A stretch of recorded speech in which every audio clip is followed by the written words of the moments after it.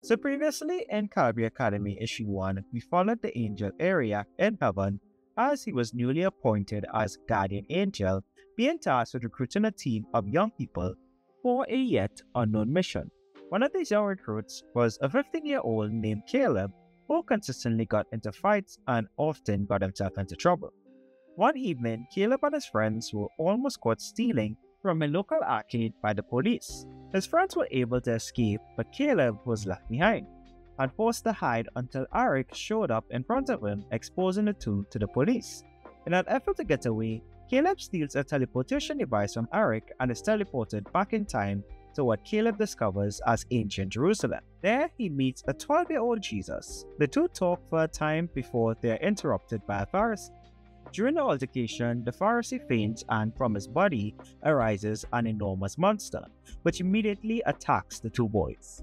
Recovering from the impact of the monster's slam, Caleb gets up to see a young Jesus pulling the Pharisee's body to safety while also discussing what is the best course of action to take it down.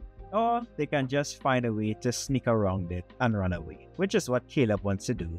But Jesus tells him they can't do that, as if they don't take care of it, then it can cause even more problems in the city. Caleb then asks him, so how do we stop it? You're supposed to be God, right? You gonna call fire from the sky or something?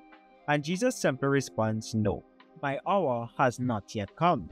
With Caleb screaming, what's that even mean? Alerting the monster of the location, smashing their hiding spot, and sending both of them flying. Jesus gets knocked unconscious while Caleb is badly injured and barely able to move.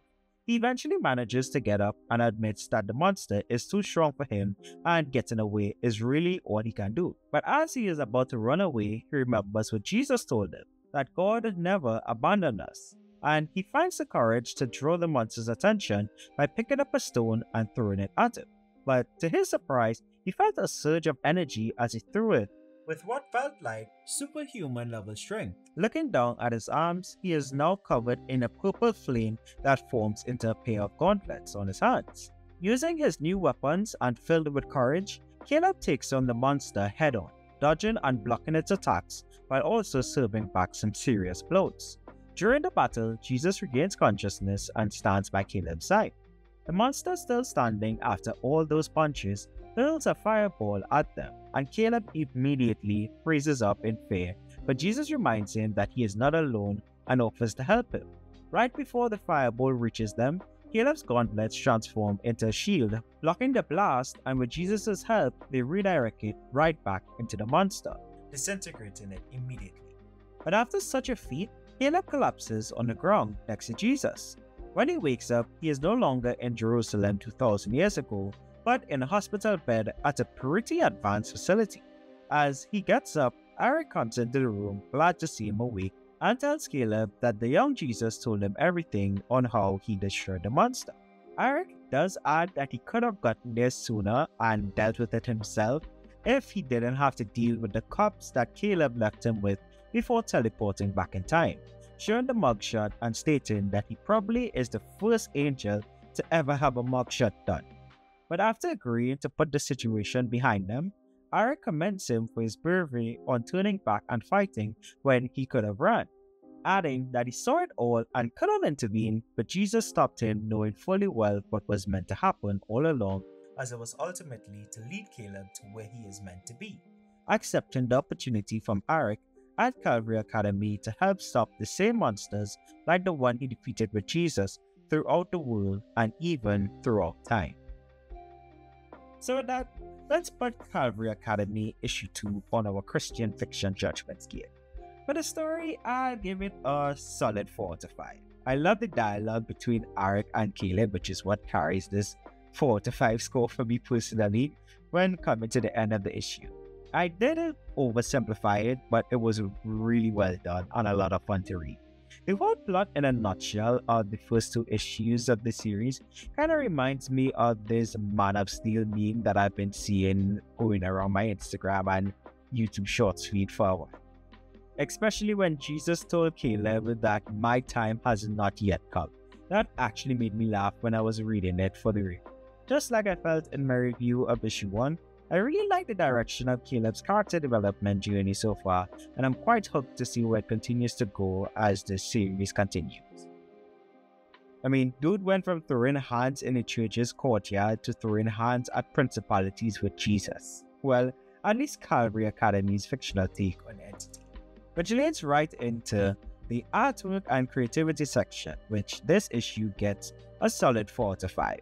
I really like Joel's art style and his character concepts, from Jesus to Caleb's gauntlet and the shield, to Eric, to the Calvary Academy building itself, and to the Principality.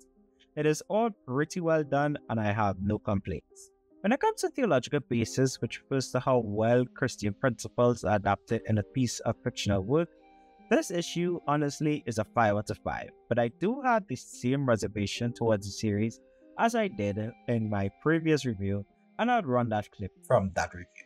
The concept of an angel assembling a group of young people for a special task from heaven, time traveling, and having a one-on-one with Jesus and Pharisees manifesting into demons all sound like a very cool concept, but it is also a concept, if not done right, can easily drift into madness by rewriting Bible stories for the sake of being imaginative and changing the entire meaning of a passage, which is something we don't co-sign on the channel and have thus far with an ongoing series that is trying a similar angle, been having not too good of an experience with being 2 issues into the comic series thus far. I do have hope that Calvary Academy will execute the concept well, especially after reading the story and art guide that came with my purchase of the comic, for being one of the first 20 people to buy it, but I want to see where the story goes issue by issue when it comes to time travel and angels and demons in Jesus' time, knowing about the time traveling angels and their school of time traveling children. Do you get what I mean? Caleb's entire coming to faith journey has been really great to follow, and while I personally don't really dig time traveling back in time and adding a twist to either biblical events or biblical character where a modern day person had some form of impact on it, that particular kind of story, I do love the overall message of the series thus far, and I think I'd have to be really cynical to tank its score because of my personal preference in the kinds of stories I like, which really only comes from cases where non-Christian authors went back and try to be like, oh, creative and artistic license on a story. In a case where I think a Christian story tried to like be too fantasy and just lost the plot. But I honestly think Joel thus far has done a great job with keeping the theological basis of his story really grounded and well done. As I say, I loved what he did with Caleb's coming to faith journey thus far, and I look forward to where it goes. So lastly, when it comes to my recommendation score and how likely I am to recommend it, it's a 5 out of 5. Overall, Calvary Academy issue 2 gets a 4.5 out of 5 score from the Xplanations. Let me know what you think of the comic based on what was discussed in the comments below. If you enjoyed the video, then why not consider leaving a like on it and subscribing for more reviews and coverage of comics made by professing believers. If you enjoyed the video to the point you want to check out another one on the channel, then make sure to click the card at the top right hand corner of your screen to check out our other Calvary Academy reviews if you haven't already, or you can also click the card to get your very own copy of Calvary Academy as well, supported by Joel, and to also add the Leadership Initiative podcast installment for the month of October, which comes out at the end of October, will be an interview with the author of the comic himself, Joel Minot. So if you guys have any questions or concerns for him, then be sure to leave it down in the comments below. And after you're done leaving your comment, or if you didn't have anything to say, why not check out the time an antediluvian bodyguard and his client ended up all the way at the gate of the Garden of Eden in hopes of getting help from the cherubim to fight off the Nephilim that was chasing them.